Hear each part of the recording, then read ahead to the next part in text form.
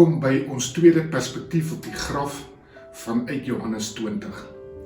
Goeiedag, welkom hier vanuit ons waskamer in ons huis. Nou ja, dis 'n plek wat mans gewoonlik voor hierdie lockdown dalk nie besoek het nie en dalk het ons gewoond geraak. Ek het voorwaar hier gewoond geraak om wasgoed te was.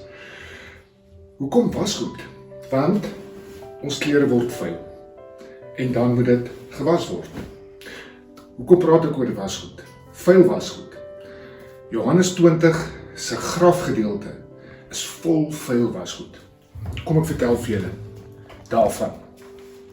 Ons lees dat Maria kom by die graf, sien die klip is weggerol, hardloop na Johannes en Petrus toe, vertel hulle hardloop na die graf toe. Johannes outran vir Petrus, hy kyk in die graf in en hy sien die doeke. Petrus kom daarna aan, as hy inkyk, dan sien hy 2 stelle doeke. Een waar die liggaam van Jesus sou wees, so dis sy voete, en die kopdoek of die doodsdoek was netjies opgerol een kant gewees waar die kop sou wees. So dis baie interessant, want as jy gaan lees daar, dan het Maria heeltyd buite gestaan, terwyl hulle tweetjies nou na die doeke kyk, en dan staan hulle het uitgekom en hulle het geglo en teruggegaan huis toe. Maria gaan in die graf in en as sy kyk, dan sien sy waar Jesus se kop was, 'n engel. En sy sien waar Jesus se voete was, nog 'n engel wat dan vir haar vra, mevrou, waarom huil jy so? Dis interessant. Johannes en Petrus sien doeke. Maria doodsdoeke. Maria sien engele. Ons gaan nou daarby terugkom. Kom ons kyk net na die perspektief vandag op die vuil wasgoed. Hoekom sê ek vuil wasgoed?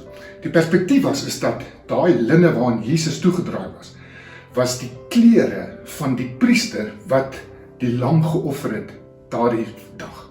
So daai klere, daai linne waarin Jesus toegedraai sou wees, sou hierdie perspektief waar is, was dit eintlik vol bloed en vol sweet. Maar die storie gaan verder terug. Die skaapwagters se werk in daai omgewing was om lammetjies groot te maak vir hierdie tempelgebeure, vir hierdie tempeloffers op Pasga. En dan lees ons ook dat hulle het die lammetjies as hulle gebore is, in doeke toegedraai om hulle te beskerm. En dan lees ons in Lukas, en Maria het haar eerstelingsseun in die wêreld gebring en in hom in doeke toegedraai. So Jesus se lewe begin in doeke en Jesus se lewe eindig in doeke.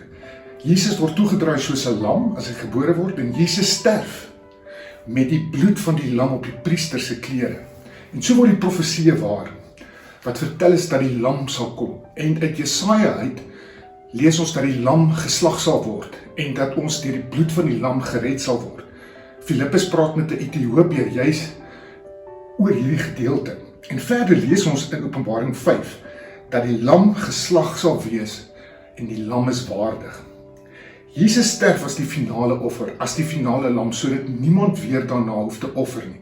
En daarom lees ons in Openbaring, wat ek vir julle graag hier wil hou, lees ons, die lam wat geslag is waardig, om die mag en rykdom, die wysheid en sterkte, die eer, heerlikheid en lof te ontvang. En ons lees ook, dat as ons doodgaan en ons gaan hemel toe, dan gaan ons aansit by die bruilof van die lam. En dan 'n laaste teksie net, wat dit vir julle baie interessant gemaak is, as Johannes die ruiter op die wit perd sien, dan staan daar, hy het klere aangehad wat met die bloed deurweek was, en sy naam is die woord van God. Wat probeer ons sê uit hierdie perspektief? Ek en jy het op vuil wasgoed. Dalk nie in ons huis nou nie, maar in ons lewens. En die gesegde sê, moenie jou vuil wasgoed buite ophang nie. Ons almal het vuil wasgoed, van foute, van verkeerde goed wat ons gedoen het, lelike goed, van verhoudings wat nie uitwerk nie, waar ons dinge so seer, mense so seer gemaak het, waar ons skaam is vir wat in ons lewens gebeur, ons wil baie keer goed wegsteek, dit is soos vuil wasgoed. Die Bybel sê dat Jesus se bloed was skoon. En daarom kan ons op hierdie dag, met hierdie perspektief weet, dat as ons vir God vra, om ook ons vuil wasgoed, te deurweek met sy bloed, sal die Bybel sê, ons sal wit wees soos sneeu. So mag hierdie perspektief jou hoop gee, dat jy nie skaam is oor 'n vuil wasgoed, dit probeer wegsteek, maar jy's bring na die waskamer van God toe. Mag jy 'n wonderlike dag verder hê. Sien jou môre vir die derde perspektief op die graf vanuit Johannes 20.